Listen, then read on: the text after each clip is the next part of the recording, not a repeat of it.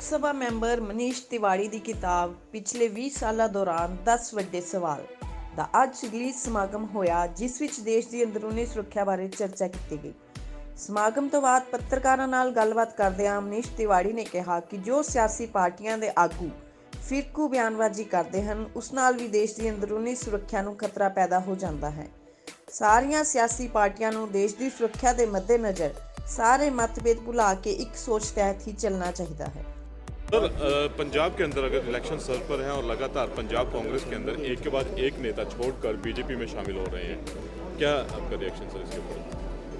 देखिए, आज मेरी किताब का चंडीगढ़ का विमोचन है।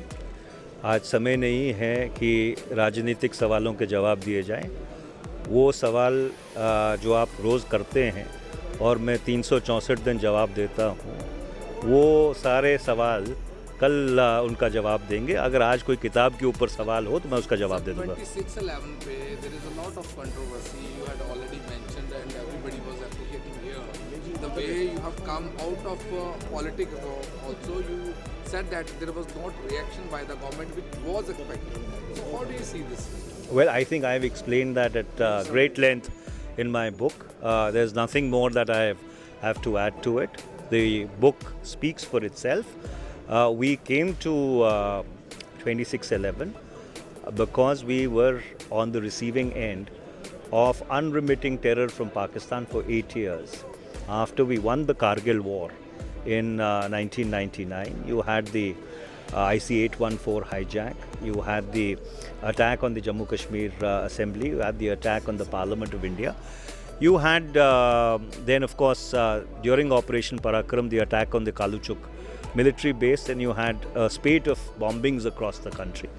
So 26/11 in that moment, or from that perspective, really represented an opportunity where, in my estimation, there should have been kinetic action. But the fact that the then government decided to take a particular strategic call. This book does not second guess that strategic call.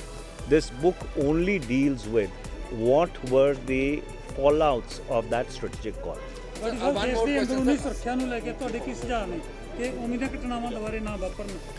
देखो, इदा है कि ਜਿਹੜੀ मैं किताब लिखी है, इस किताब ਦੇ ਵਿੱਚ ਮੈਂ ਸਾਫ਼ ਤੌਰ ਤੇ 20 ਪਿਛਲੇ 20 ਵਰਿਆਂ ਦੇ ਵਿੱਚ ਜਿਹੜੀਆਂ ਵੱਡੀਆਂ ਰਾਸ਼ਟਰੀ ਸੁਰੱਖਿਆ ਨਾਲ ਜੁੜੀਆਂ ਚੁਣੌਤੀਆਂ ਨੇ, ਜਿਸ ਨਾਲ ਮੁਲਕ ਨੂੰ ਨਿਪਟਣਾ ਪਿਆ ਹੈਗਾ, ਮੈਂ ਉਹਦਾ ਜ਼ਿਕਰ ਕੀਤਾ ਹੈ। ਔਰ ਜੇ ਤੁਸੀਂ ਕਿਤਾਬ ਪੜ੍ਹੋਗੇ ਤਾਂ ਤੁਸੀਂ ਇਹ ਪਾਓਗੇ ਕਿ ਜਿਹੜਾ ਸਭ ਤੋਂ ਵੱਡੀ ਲੋੜ ਹੈ ਕਿ ਜਿਹੜਾ ਸਾਡਾ ਖੁਫੀਆ ਤੰਤਰ ਹੈ, ਜਿਹਨੂੰ ਅਸੀਂ ਇੰਟੈਲੀਜੈਂਸ ਕਹਿੰਦੇ ਨੇ, ਉਹਨੂੰ ਹੋਰ ਮਜ਼ਬੂਤ ਕਰਨ ਦੀ ਲੋੜ ਹੈਗੀ ਹੈ। साल में क्या लगता है कि इंटेलिजेंस, चाहे यूपीए की सरकार हो या एनडीए की हो, इंटेलिजेंस हमारा कितना स्ट्रॉन्ग हुआ है या कम हुआ है या किस तरह का फेलियर लग रहा है? देखिए, ऐसा है कि जो 1999 में कारगिल के समय हुआ, वो 20 साल बाद 2020 में चीन के साथ फिर दोबारा हुआ। अगर 1999 में हम ये भांप नहीं पाए थे कि पाकिस्तानी भारत की सरजमीन में इस हद तक घुस आए हैं, 2020 में हम फिर ये भांप नहीं पाए कि चीन ने कितना बड़ा घुसपैठ भारत की सरजमीन में किया है। तो हमारे देश में एक बहुत ही दुर्भाग्यपूर्ण कल्चर बन गया है कि हम किसी भी राष्ट्रीय सुरक्षा की चुनौती के ऊपर एक खुले मन से और एक डिस्पैशनेट तरीके से बातचीत करने के लिए, विश्लेषण करने के लिए तैयार नहीं है। और उसका ये अंजाम होता है कि निरंतर और लगातार जब भी हमारे ऊपर कोई आक्रमण होता है या घुसपैठ होती है, उसका पता हमको तब लगता है जब वो कार्रवाई हो जाती है। पॉलिटिकल लोग जिम्मेवार है या हमारी देखिए, सवाल जिम्मेवारी का नहीं है। सवाल इसको सुदृढ़ बनाने का है। ये इस किताब लिखने का मकसद ये नहीं है कि किसी के ऊपर टोका टाकी की जाए या किसी का ऊपर दोषारोपण किया जाए। ये किताब लिखने का मकसद ये है कि जिन चुनौतियों से भारत निकला है, वो चुनौतियां भारत के सामने आगे दोबारा से ना आएं, उनसे किस तरह से हम बेहतर निपट सकते हैं, उस परिप्रेक्ष्य को संदर्भ में रखते हुए ये किताब लिखी गई है। Sir, one more thing we have seen that in the discussion it was going on about the CDS appointment.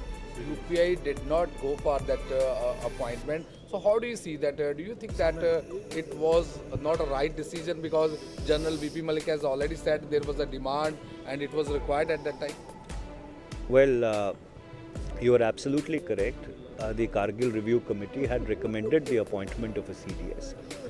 But Prime Minister Vajpayee's government, for 3 long years, decided not to action it. And subsequently, the UPA government also decided not to action it. And then, when you had a NDA BJP government in 2014, for 5 long years, they decided not to action it.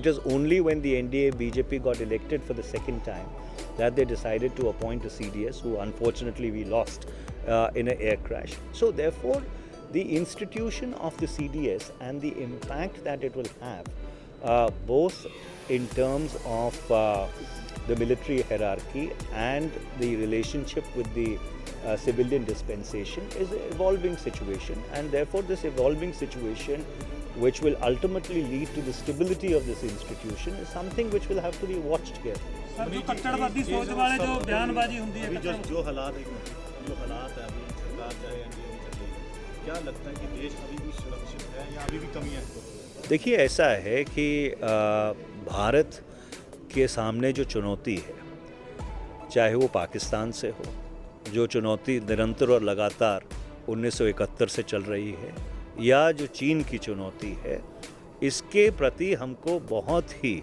Vigilant होने की ज़रूरत है। और सवाल एक सरकार बनाम दूसरी सरकार का नहीं है। जब राष्ट्रीय सुरक्षा का सवाल आता है तो इस सवाल के ऊपर दलगत राजनीति से ऊपर उठकर और एक आम राय, एक आम सोच बनाने की ज़रूरत है। And will make that the last question है। सर लास्ट लाहा ਲੈਣ ਵਾਸਤੇ ਜੋ ਪੋਲੀਟੀਕਲ ਬਿਆਨਬਾਜ਼ੀ ਕੀਤੀ ਜਾਂਦੀ ਹੈ ਕੱਟੜਤਾਵਾਦੀ ਸੋਚ ਵਾਲੀ, ਉਹਦਾ ਵੀ ਨੁਕਸਾਨ ਹੁੰਦਾ ਦੇਸ਼ ਦੀ ਅੰਦਰੂਨੀ ਸੁਰੱਖਿਆ ਨੂੰ। ਤੁਹਾਡੀ ਬਿਲਕੁਲ ਗੱਲ ਸਹੀ ਹੈ। ਜੇ ਸਮਾਜ ਦੇ ਵਿੱਚ ਪੋਲਰਾਈਜੇਸ਼ਨ ਹੁੰਦੀ ਹੈ, ਜੇ ਸਮਾਜ ਦੇ ਵਿੱਚ ਧਰੁਵੀਕਰਨ ਹੁੰਦਾ ਹੈ, ਉਹਦਾ ਜ਼ਰੂਰ ਜਿਹੜਾ ਨੁਕਸਾਨ ਹੈ ਉਹ ਰਾਸ਼ਟਰੀ ਸੁਰੱਖਿਆ ਨੇ ਹੁੰਦਾ ਹੈ।